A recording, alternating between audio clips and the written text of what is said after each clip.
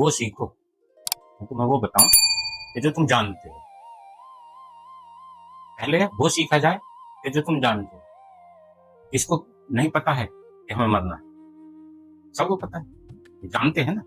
ऐसा तो कोई नहीं जिसको नहीं पता। इसको नहीं पता है कि दुख आएगा, ये भी पता है, लेकिन फिर भी ऐसा हम क्या करते हैं कि उस सब को भूल के हम ये सोचते हैं, खुशी मनाते हैं कि हाँ आज उसके साथ है, हमारे साथ नहीं होगा। तो ये एक जो गैप होता है ना जानने का और जो और जानने की चीजें, सिंपली एक चीज होती है जानने की कि पहला और आखिरी जो एक सवाल होना चाहिए, सिर्फ एक सवाल कि मैं कौन। ये सवाल आता ही नहीं है, कोई बिरला ही होगा जो इसके पीछे भागता है कि मैं कौन।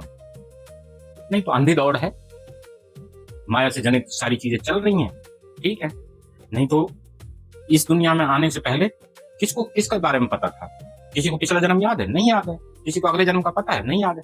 कोई अच्छा पैदा हो रहा है, कोई बुरा पैदा हो रहा है, कोई छोटा है, मतलब विभिन्न है, भिन्नता सब में है। लेकिन सबसे पहला सवाल जो मुझे समझ में आया इस पीरियड में, मैंने जो महसूस किया कि खुशी किसी चीज की ना मनाओ, वर्तमान को समझो, वर्तमान में जियो। वर्तमान क्या है? भविष्य की कल्पना से कुछ नहीं होगा और भूत में जो यादें हैं उनसे कुछ नहीं। आज वर्तमान को अगर मैंने जी लिया तो यही है। वर्तमान का मतलब यह है कि ना तो मैं भविष्य की कल्पना करता हूँ मैं स्वर्ग में जाऊंगा, ना ही मैं ये सोचता हूँ कि मुझे क्या मिलेगा। लेकिन हाँ, मैं वर्तमान को इतना समझता हूँ कि वर्तमान में मैं हूँ, तो मैं जो कर सकता हूँ एक एक क्षण को यूटिलाइज कर सकता हूँ।